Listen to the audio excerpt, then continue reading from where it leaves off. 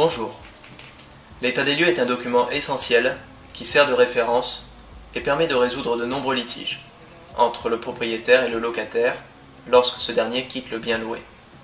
Veillez à ce que le logement soit en bon état d'usage et de réparation. De votre côté, il ne faudra pas détériorer le bien et le rendre en l'état. À votre sortie, vous établirez un deuxième état des lieux et le parallèle entre les deux servira alors de référence. C'est pour cela qu'il doit être précis à votre entrée dans le logement.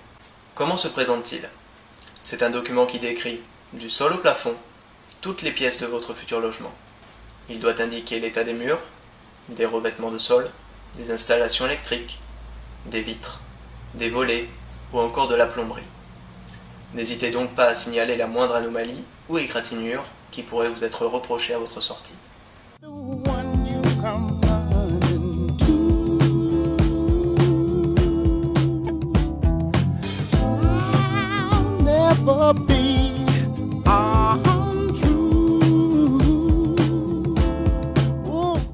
Si le logement est fourni avec une cuisine équipée et potentiellement d'autres équipements, ceux-ci doivent être listés avec indication de leur état au moins par an.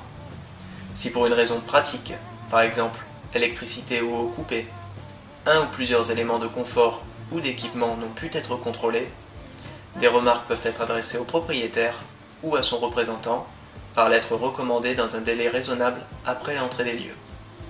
Un délai de 1 mois est un maximum pour être crédible. Ces remarques, si elles ne sont pas contestées, sont réputées faire partie de l'état des lieux. L'état des lieux est normalement amiable. Seule contrainte imposée par le législateur, il doit être contradictoire. Autrement dit, dressé avec les deux parties ou leurs mandataires présents simultanément.